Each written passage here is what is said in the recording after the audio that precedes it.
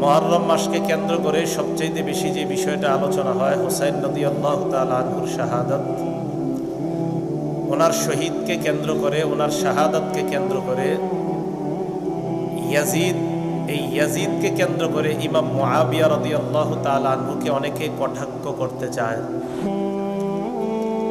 এজন্য আমি আপনাদের সামনে প্রথমে সাহাবাদের ব্যাপারে কিছু কথা বলবো,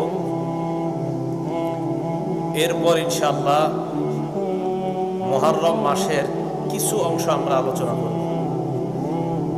সাহাবায়ে কেরামের মর্যাদার ব্যাপারে এতটুকুই যথেষ্ট যে সাহাবাদের প্রতি আল্লাহ পাক রব্বুল আলামিন সন্তুষ্ট, এই কথাটা বলাই যথেষ্ট। সূরা ফাতহের 18 নম্বর আয়াতে কারিমা পড়লাম। এই আয়াতে আল্লাহ বলেন, লাকাদ রাদিয়াল্লাহু আনিল মুমিনিনা ইয ইউবাইউনাকা তাহতাশ শাজারা। হুদাইবিয়া সন্ধির সময় ওই গাছের নিচে যারা আপনার হাতে হাত রেখে বায়াত হয়েছে, আমি আল্লাহ তাদের প্রতি সন্তুষ্ট হয়ে গেলাম। অবশ্যই আল্লাহ ওই সকল সাহাবাদের প্রতি সন্তুষ্ট যারা আপনার হাতে হাত রেখে বায়াত হয়েছে ওই গাছের নিচে।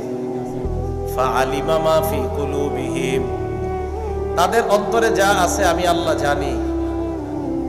ওয়া আনজালাস সাকিনাতা আলাইহিম, আল্লাহ পাক রব্বুল আলামিন তাদের উপরে সাকিনা, প্রশান্তি অবতীর্ণ করেছেন এই সাহাবাদের উপর।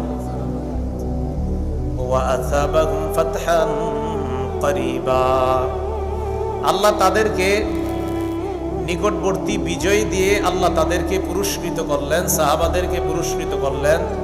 তাহলে আমি আপনাদের থেকে জানতে চাই, সাহাবাদের মর্যাদার জন্য এটাই যথেষ্ট। সাহাবাদের উপর কে সন্তুষ্ট?